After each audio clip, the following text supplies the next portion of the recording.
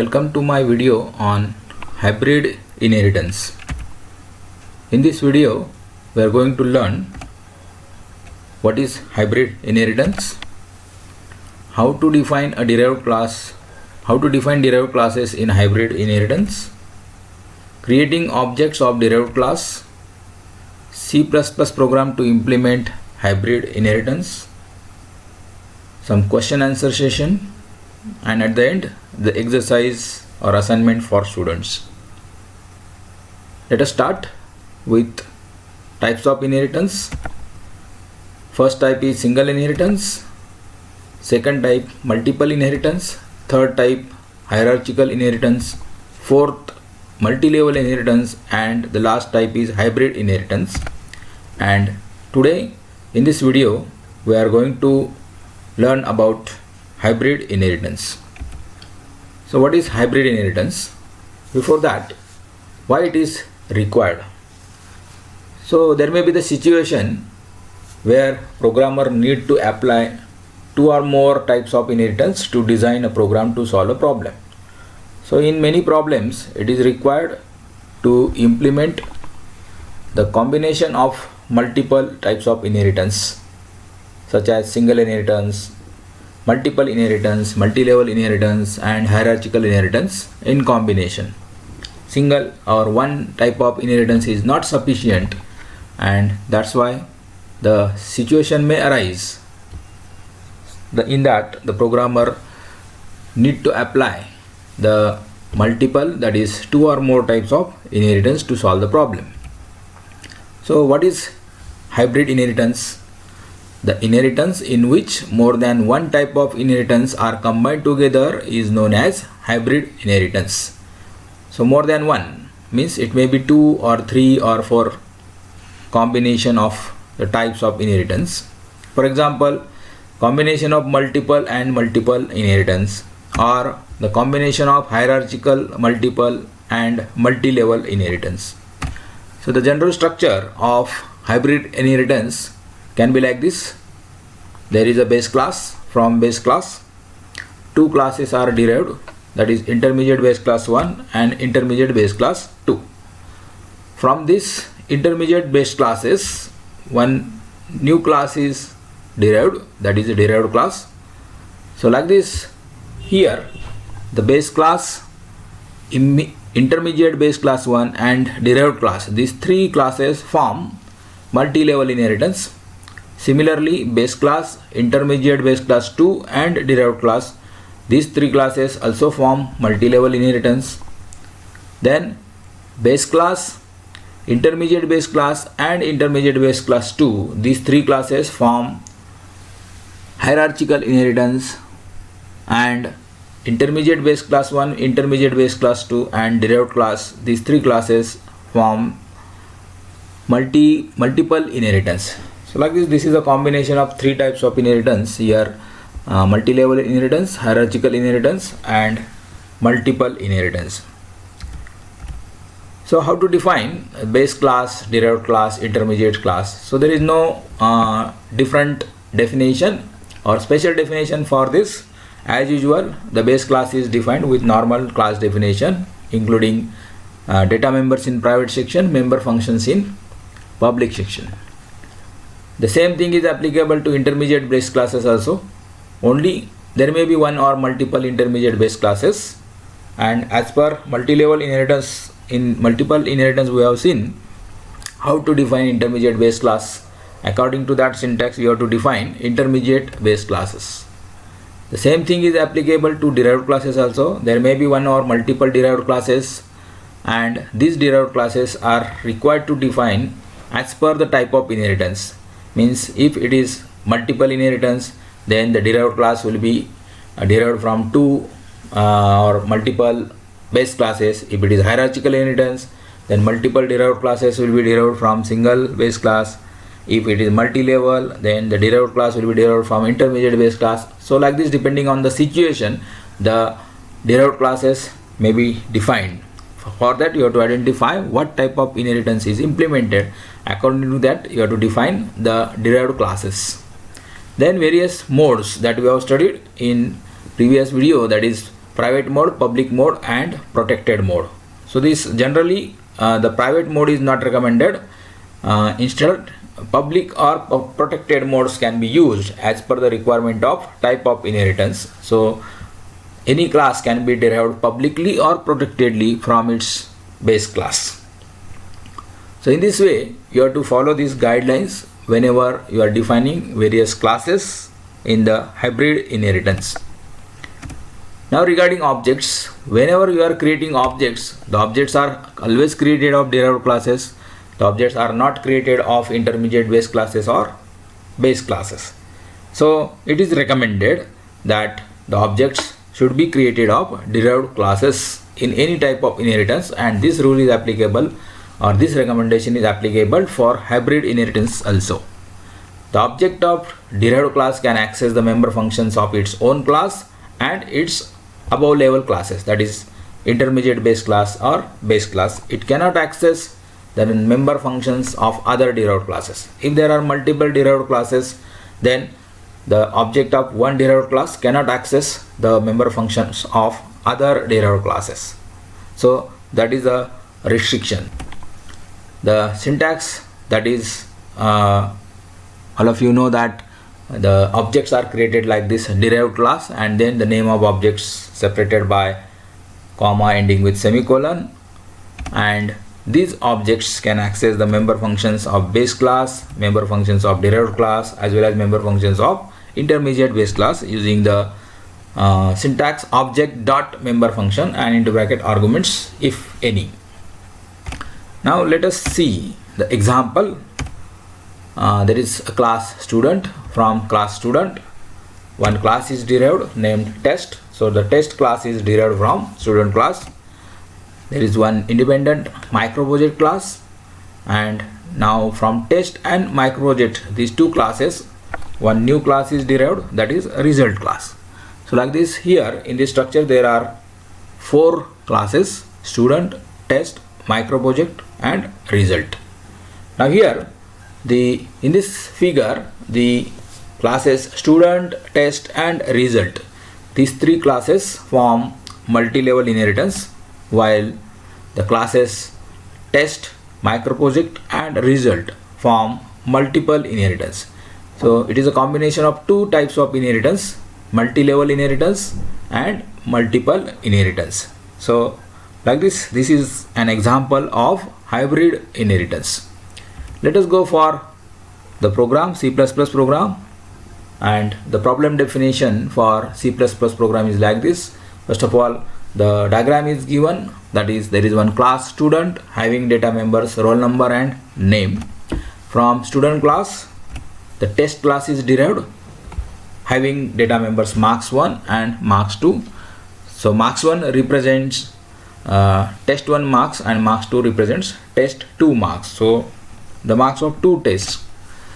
There is microproject class which is having only one data member, that is marks 3, that is the marks of microprojects.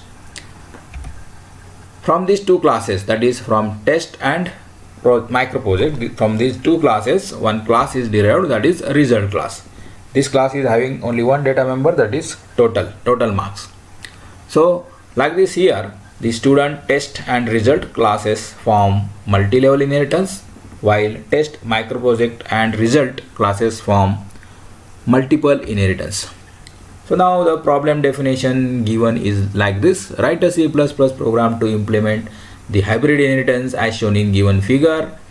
In this we have to accept roll number, name, test marks and microproject marks of a student and display total marks. Now this total marks is nothing but the average of test marks plus microproject marks. So whatever here the marks 1 and marks 2, these are the marks of two tests, and you have to find out the average of these two marks, and in that average you have to add the microproject marks, and that is the total marks of the subject. So the concept is that it is already implemented in the iScheme of diploma, and that every subject or every course is having the theory progressive assessment marks, that is out of 30, and these 30 marks are distributed into two components. One component is average test marks, that is of 20, and the microproject marks of out of 10. So 20 plus 10, 30. That is a 30 is the total marks for any subject's theory progressive mark, that is called as THPA marks. And this particular examination scheme is implemented in Diploma in Engineering under I scheme of MSBT. And the same thing, for the same thing we are going to write a C++ program by implementing hybrid inheritance with the help of these 4 classes. Let us write a program. As usual, include iostream.h header file. First of all, we will define base class 1. Our first base class is class student, and in this there are 2 data members, roll number and name.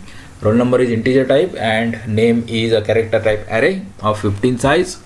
In public section, let us define the member function get student, and in this we will perform input operation to accept the value of roll number and name of student. So first of all, display the message, enter roll number, then accept roll number, enter name, this is a message, and using getS function accept the name of student and end the function. So like this we have completed the function definition of member function get student, which does not accept any arguments and does not return any value. Both are void. Let us go for second member function, that is put student. This function also does not accept any argument and does not return any value, void function. Only using cout object and insertion operator we are going to display the value of roll number and name. So simple output operations, that is display name, first display roll number and then display name of student. So let us end the base class, that is now the definition of student class is finished. Let us go for next class on the next slide, intermediate base class. So in our problem, the intermediate base class is the test class. So this test class is publicly derived from student base class. So test is the derived class, student is the base class, and like this particular line indicates the relationship between 2 classes, that is the class test is inherited publicly from the class student. So that is indicated by that colon symbol, that is the relationship between the derived class and base class. Now let us have the declaration of data members. 2 data members are there, marks1 and marks2, both are integer type, and I have declared these data members in protected mode. So instead of private mode I use protected mode because these 2 data members marks1 and marks2 I am going to use in next class, that is the derived class of test class, that is in result class. So in result class I am going to use to find the total marks, and that's why here it is necessary to declare these data members marks1 and marks2 as protected instead of private. If they are declared as private, then we cannot access these 2 data members to find the total, because that will be there will be the restriction, that is a private members are not allowed to access out of the class, but protected members are allowed to access in the immediate derived class. In public section, the member function to accept marks, that is get marks, here I will accept the marks of 2 subjects, that is marks1 and marks2. So just perform the simple input operation using scene and extraction operators. Let us go for ending the intermediate base class. So like this we have finished the definition of intermediate base class, that is test, which is publicly derived from student class.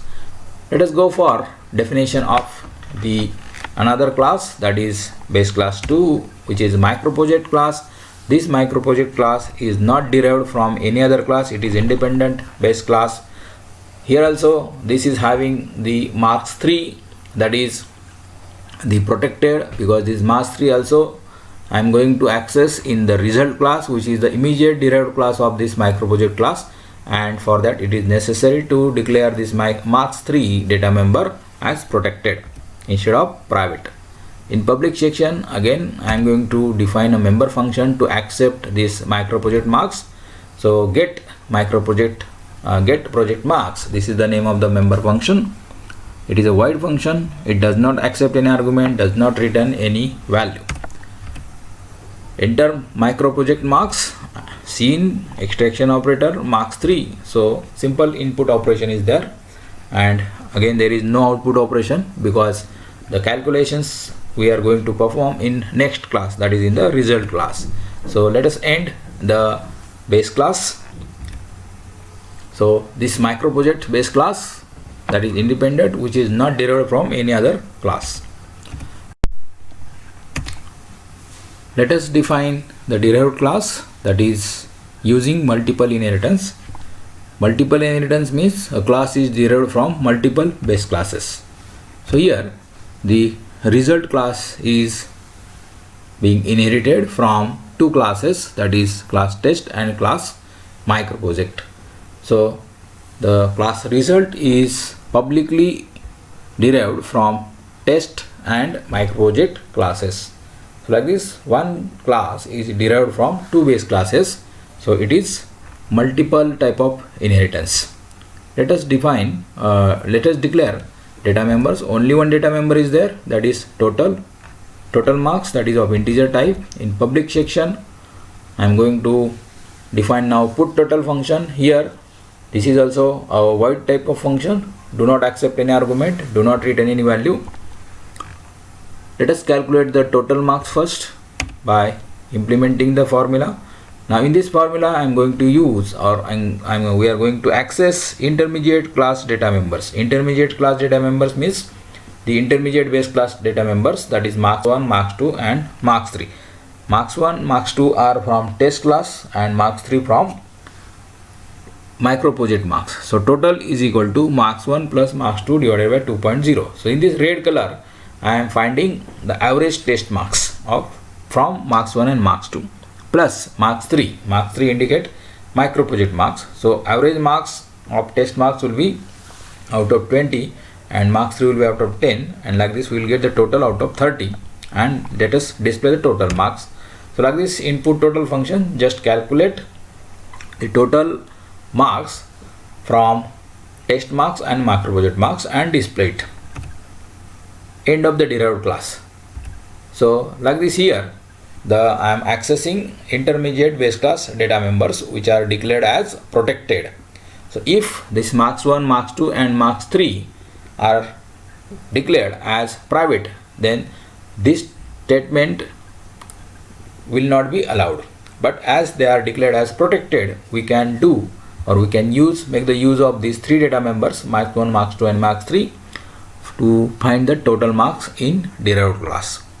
Now let us go for the main function or the main program.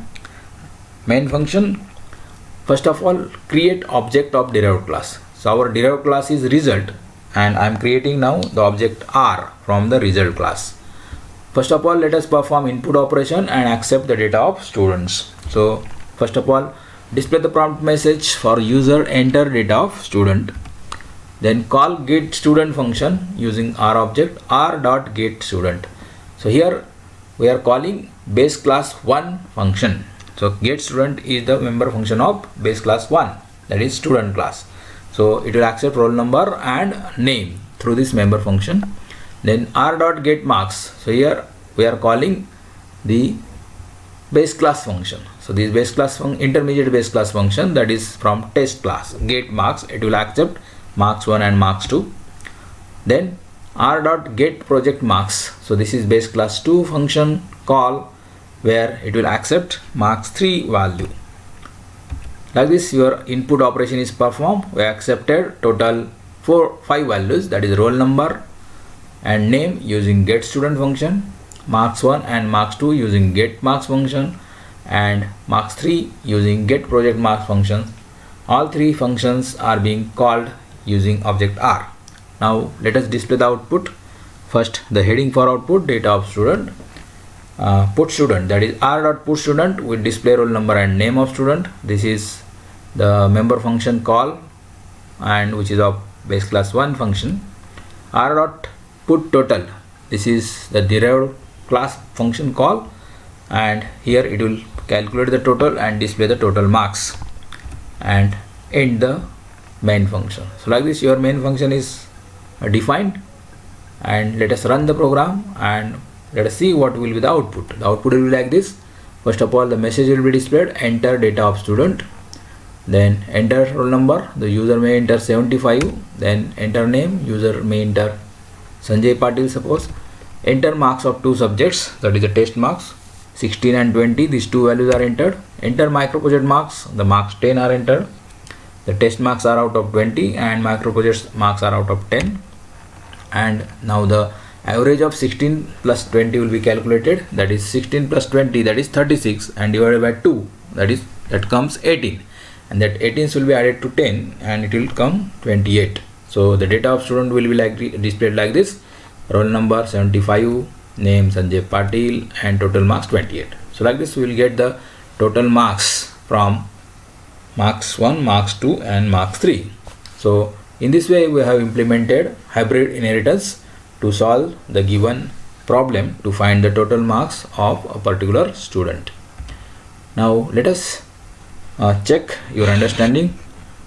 Hope you understood the concept of hybrid inheritance, how to write a C++ program using hybrid inheritance. So some simple questions for you in the form of true and false. The first question is, hybrid inheritance is a combination of two types of inheritance only, whether it is true or false. Second question, in hybrid inheritance there may be multiple base classes and multiple derived classes. So you may have multiple base classes, you may have multiple derived classes to implement hybrid inheritance, whether it is true or false.